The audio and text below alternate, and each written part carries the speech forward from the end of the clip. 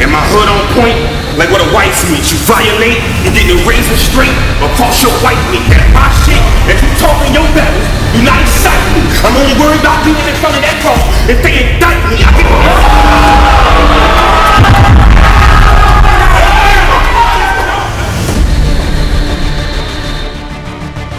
But why even sleep them when the thing that I'm keeping is a nice bag of bone beans, like from the stove, look like a lightsaber. Pronounce it green or see that Tommy. That's the white ranger and put a hole in anything sweet. It's a lightsaber. You might think.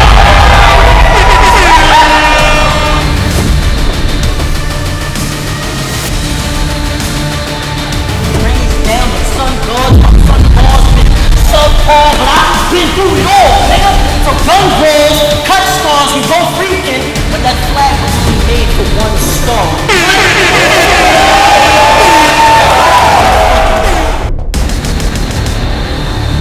I hate them. And everyone on deck for this card will get cut. I can't deal with them.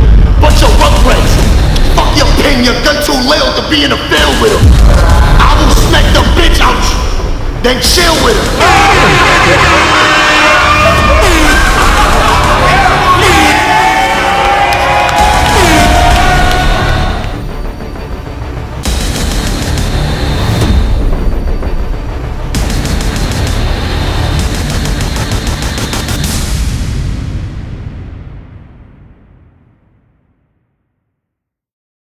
Truth, lies, conspiracy theories, this person was set up, biased crowds, time limits. There's always going to be fact and fiction.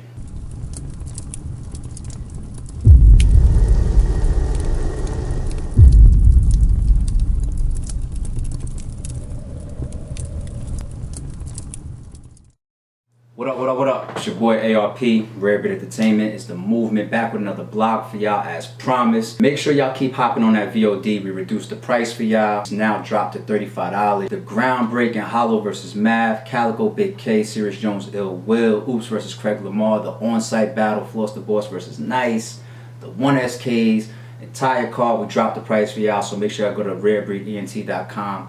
Get your full VOD, watch the entire card. Alright, before we start separating fact from fiction, let's just make sure we give ourselves a hard dose of reality real quick. Let's remind ourselves of the different types of people in the world, the different types of thinkers and intellect in the world. So you take 10 people, you put 10 people in a room. There's really going to be 3 categories. 2 of those 10 people are going to be intellects.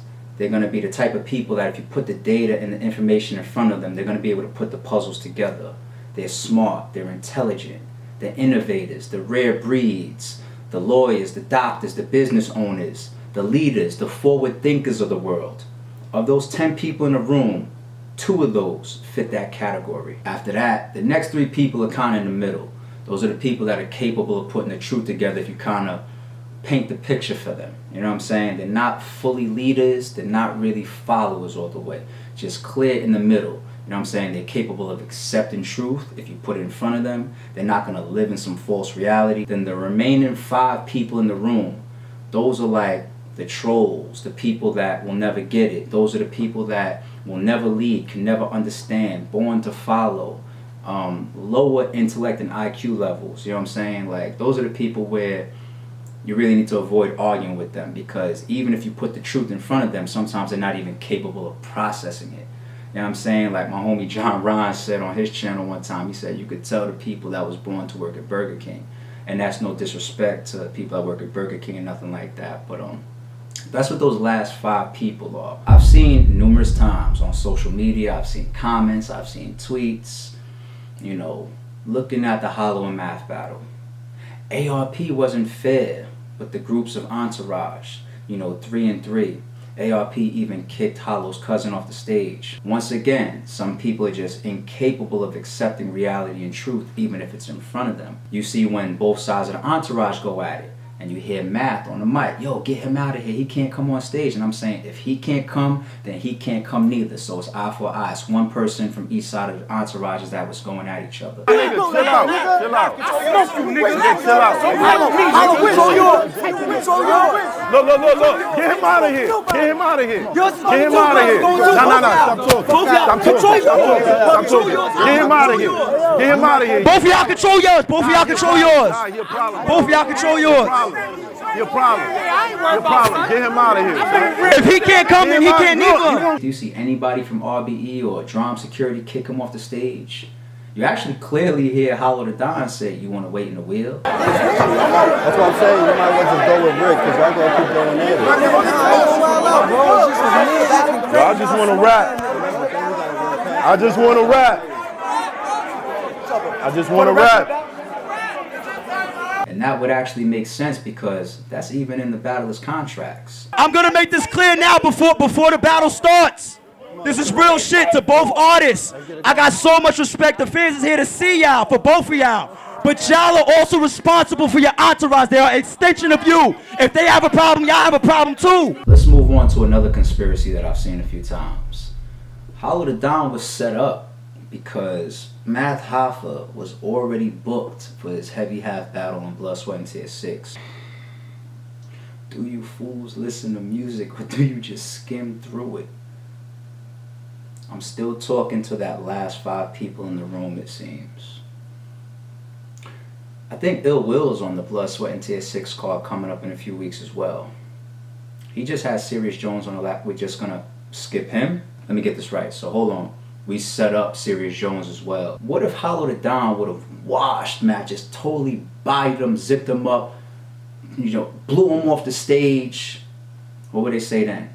We're rewarding losers, probably, right? If Pat Stay would have lost that battle and then we would have announced Averb versus Mook because we wouldn't have dropped or, breached our own contract. We contracted Averb and Mook before the Pat battle happened.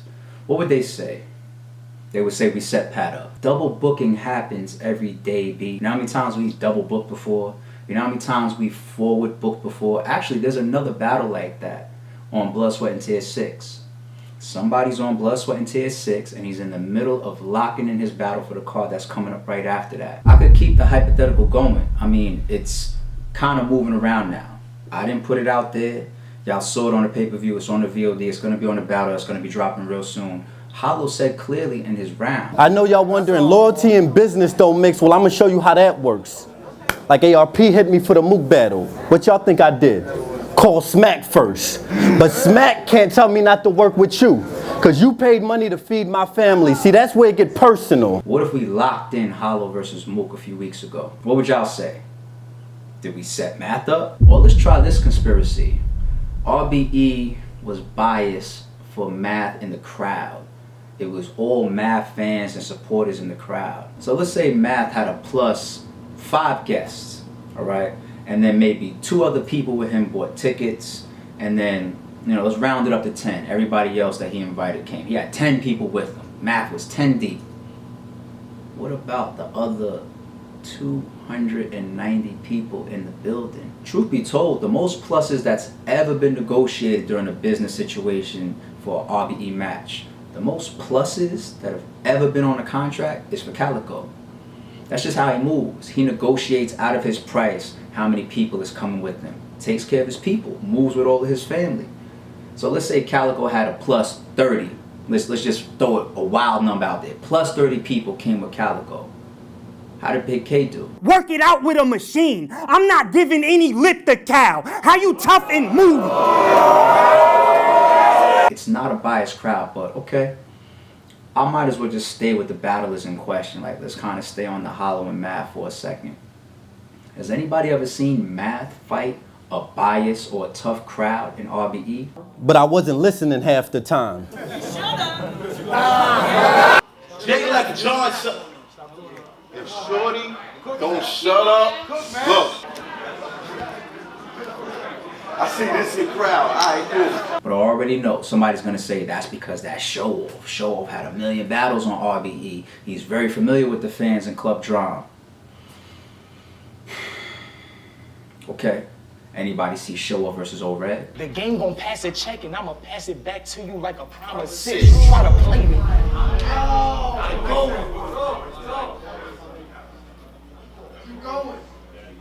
I do me. They still try to play me even though I move plain. I'm Hollywood, but I'm not Hollywood. A true Kane, a menace. Click long. Stiff arm when the two bang. He's just shooting in the air. Longer than an old dope fiend with a new vein. Every attribute. It ain't one that I lack. Show got it. And thank God for them truth commercials. We gonna get it right one day. Y'all been telling us not to back old products, bitch. Don't ask me. Why I end my rounds like show off, nigga. So it's over? Y'all late as fuck. I'm about to throw him in the hearse. He got bodied in round 1. It was murder in the first.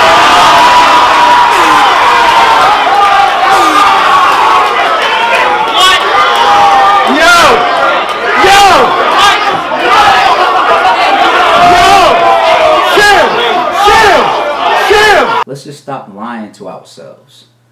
Any day is going to change in the building based on who the battler is, who he's battling, whether he's going first or second. Even going second in a battle could be important for how the crowd reacts to you. Why do you think 95% of the time battlers choose to go second? Because they're fighting against human nature. They're trying to use that to their advantage. The last impression that's in somebody's mind.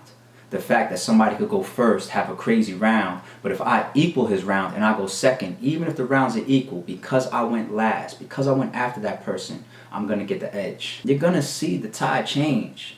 Sometimes they're going to go with the underdog. Sometimes they're going to go who's more popular. Sometimes they're going to go who's landing better. It changes. All of this shit is what the battlers have to come prepared for. Let's try another one. RBE, y'all set Hollow up because Math had 10, 15 minute long rounds. Hollow's was much shorter. How come he never got cut off? Let's dig a little bit into the history of that first. By the way, we're not talking about the third round, obviously, because it was unlimited. So what are we talking about? The first and the second. I want to say 2 years ago, maybe a little bit longer than that, after Charlie Clips versus Loaded Lux, and Loaded Lux being one of the biggest names in the game, and you know, we saw what happened with the third round, you know, he was kind of getting cut off and everything. I made a blog, and I think the title is something like, Who's Ruining Battles? The Battler or the Leagues? You know, go check that blog out. But by the time we get to the end of that blog, like, I always carry the philosophy of a wise man doesn't just come with a problem, he also comes with a solution. So here's my solution that I will offer up as an idea. What if we tell the battle rappers up front, we're not gonna be looking at our watch or our cell phone? And if you got a problem, look at each other. Y'all think that's worth a shot? You could actually see how RBE manages time limits by just looking at our footage. It's reflected in our contracts, but I don't think people are really catching on to it. For example, Pearly Gates 3 that just passed. Every battle that went down, from the main event all the way to the 1SKs. You ever see anybody on stage looking at a clock or keeping time? That's contracted. That's our way. That's our belief. Our contracts actually say that we're not responsible for keeping time. Why? The main reason is we're not there while the battlers are writing their rounds. I could contract somebody to say you're going to have 3-minute rounds with a 30-second grace period. 2 months go by, that person's writing. We show up to the event the day of, they're on stage, they're about to rap. What are we supposed to do? Check their rounds or some shit like that? You want me to call the battlers and check their rounds? No, that's not our responsibility. We are not the writers, we are not the performers, we are not the artists, we are not the battlers. Okay? We have no problem with getting what we pay for and what we contract. If we contract a 3-minute round and you show up with 2 minutes and 59 seconds, RBE is perfectly fine with that. I said this before publicly. I said this in the blog that I was just talking about years ago. This is actually in our contracts as well about how we manage time. The only time we pull out a clock is if the opponent complains. It happened on Live 05. It happened with Shuni versus QB. Just grow up to be whores just like you and have low self-esteem. To see you like that. You done seen more death than most, but After the first round, I think Shuni was like, damn, QB went kind of long. She requested a clock to come out. Shot to started keeping time. Think about it like this too. You think RBE wants the responsibility of ruining the battle? Nah, not at all. If I'm sitting up there with a clock and I say, alright, Hollow the Don is rapping, you know, we just paid him $100,000 for this fucking battle, and wait, 3 minutes, time. Want me to cut off my own money? Cut off the performance that we paid for? That all the fans is here to see? Y'all gonna kill us if we do, right? I'll even toss in a bonus about breaking down those 3 categories of the 10 people in the room. ARP was on Sway with Math, And he explained why that situation with Math was okay, and he didn't have any legal issues with RBE after his old Red battle was canceled. Isn't that the same as the other situation that had a lot of controversy recently? Do y'all listen to music, or do you just skim through it? It's 100% not the same. First and foremost, it's not what you do, it's how you do it. How many times do we have to say shit like that? That phone call is, yo, it's a big check. Let me go kill Diz out in California. A lot of people want to see this. Yo, let me go get this bread and get this battle. Y'all love me, y'all miss me, y'all wanted me back. RBE made it happen. Real niggas. I appreciate these niggas. I don't gain nothing from that. Nothing, not a fucking dime, not nothing. Just respect. Real nigga You shit. gain my respect with that. Disaster rapped about it in his first round. Smash Hoffa, except 2 battles in 1 week span, so the other one gets less promotion. Everybody knows it was more so an honor thing. Business is business. We had Math contracted for his return battle. But the honor side of it was like, he approached me like a man. It wasn't no my dog ate my homework shit. Can't tell me not to work with you, cause you paid money to feed my family. See, that's where it get personal. Factor number 2, nobody ever agreed to losing our battle on our contracted date. The contract was we had Mass return battle. We lifted the contract, said go ahead, go battle Disaster. We'll see you the week after for your old Red battle. Nobody foresaw the incident that happened at King of the Dot. And even though it was business, what have y'all been seeing me pound so much lately? Honor. All of this shit is still on the channel. I don't know about the Math versus Red situation just yet. As the week goes on and things sort themselves out, I'll let y'all know what I find out. And right now, as a man, I don't even want to fucking turn that up to 10 right now, because there's other shit that's going on that's more important than Math versus Red. There's more, of course, but I think we'll cut it there for now. Once again, I understand the conspiracy theories. You know, living in fake and false shit is just more entertaining. It's more fun to do. You know, sometimes that's just what happens when you have such an impactful battle like we just had, Hollow versus Math. People start scrambling all over the place instead of just looking in the mirror and keeping it real with themselves. Just live in your reality. Just live in truth. And if you can't, maybe it's because you're one of those 5 people in the room. Alright, y'all, appreciate y'all tuning in. Like I told y'all before, I'm back as a blogger, so I'll be back with another topic blog soon, or recap, or something. We got battles on the way, we got trailers on the way. Be sure to have your ticket to be in the building. Our first time cutting out of state. We will be in Atlanta, March 16th. Blood, Sweat, and Tears 6. That card is kind of crazy. There's some ridiculous matchups on there. We're really looking forward to this card. The pay-per-view pre-sale for that card is available as well. But don't forget to grab your tickets if you want to be in the building. Go to rarebreedent.com. Everything you need is there. And I'll check y'all soon. Salute.